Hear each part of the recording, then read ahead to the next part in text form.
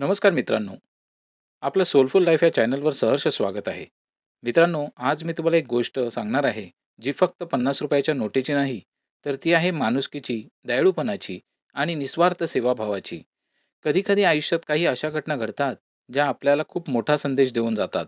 आपण देवाला शोधत असतो मंदिरात, मूर्तींमध्ये, मंत्रांमध्ये, पण खरं तर देव भेटतो तो अशा छोट्या-छोट्या चांगल्या कर्मांमध्ये. ही गोष्ट ऐकल्यावर तुमच्या मनालाही नक्की स्पर्श होईल. एकदा मी संध्याकाळच्या वेळी चालत घरी येत होतो.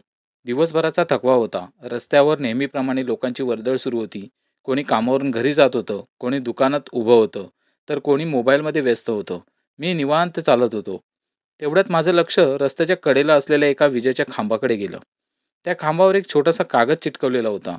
सुरुवातीला मला वाटलं एखादी जाहिरात असेल, पण काहीतरी वेगळं जाणवलं म्हणून मी जवळ गेलो.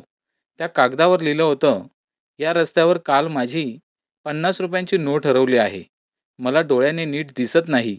ज्याला कोणाला ती नोट मिळेल, त्याने कृपया खालील दिलेल्या पत्त्यावर आणून द्यावी. हे वाचून माझं मन अचानक शांत झालं. त्या शब्दांमध्ये काहीतरी वेदना होती, एक असहाय्यता होती आणि मदतीची एक छोटीशी आशा होती. क्षणभर मी विचारात पडलो. ₹50 म्हणजे आजच्या काळात फार मोठी रक्कम नाही. पण ज्याच्याकडे काहीच नाही, त्याच्यासाठी तेच ₹50 खूप मोठे असतात. माझ्या मनात विचार आला, चला जाऊन बघूया त्या पत्त्यावर. मी त्या पत्त्यावर पोहोचलो. एक छोटंसं जुनं घर होतं. दाराजवळ शांतता होती. मी हळू आवाजात विचारलं, "कोणी आहे का घरात?" थोड्या वेळाने आतून एक वृद्ध आजी बाहेर आली. हातात काठी, डोळ्यांना नीट दिसत नव्हतं. चेहऱ्यावर आयुष्यभराच्या संघर्षाच्या रेषा होत्या. ती एकटीच राहत होती. त्यांना पाहून माझं मन भरून आलं. मी त्यांच्या जवळ गेलो आणि म्हणालो, "आजी, तुमची हरवलेली ₹50ची नोट मला मिळाली आहे. ती तुम्हाला द्यायला आलो आहे." मी खिशातून ₹50ची नोट काढून त्यांच्या हातात दिली. हे ऐकताच त्या आजीच्या डोळ्यात पाणी आलं.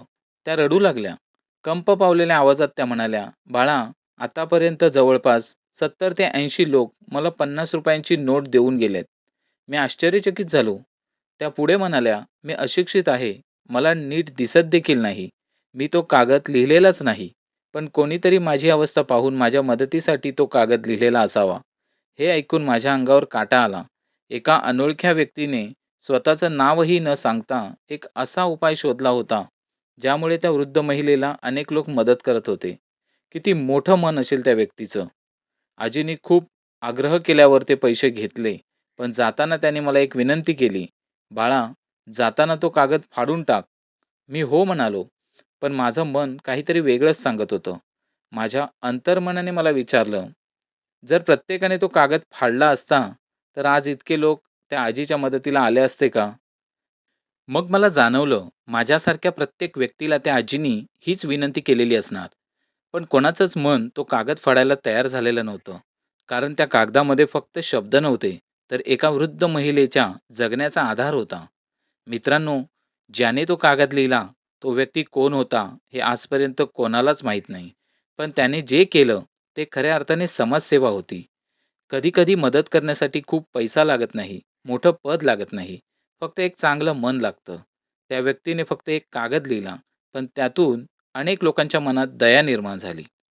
एक छोटी कल्पना आणि एका वृद्ध महिलेच्या आयुष्यात आशेचा किरण निर्माण झाला. ही गोष्ट आपल्याला खरंच चांगली शिकवण देऊन जाते. ती म्हणजे मदत नेहमी पैशानीच होत नाही. एखाद्याच्या चेहऱ्यावर हास्य आणणं ही सुद्धा मोठी सेवा आहे. चांगलं कर्म कधीच वाया जात नाही. देव माणसांच्या रूपानेच मदत करतो. आज जगात प्रत्येकजण स्वतःमध्ये व्यस्त आहे. पण जर आपण दिवसातून एक तरी चांगलं काम केलं, तर अनेकांचं आयुष्य बदलू शकतं. मित्रांनो, मदत करण्याचे मार्ग खूप असतात. फक्त मनात दया आणि कर्म करण्याची इच्छा असावी लागते. त्या दिवशी मी घरी परतलो, पण जाताना तो कागद फाडला नाही.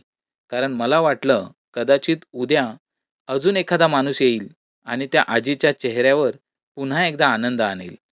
जगातली सर्वात सुंदर गोष्ट म्हणजे निस्वार्थ मदत आहे मित्रांनो. आपण केलेलं चांगलं कर्मच शेवटी आपली खरी ओळख बनतं.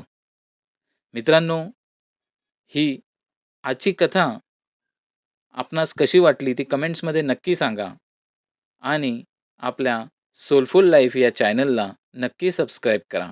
धन्यवाद.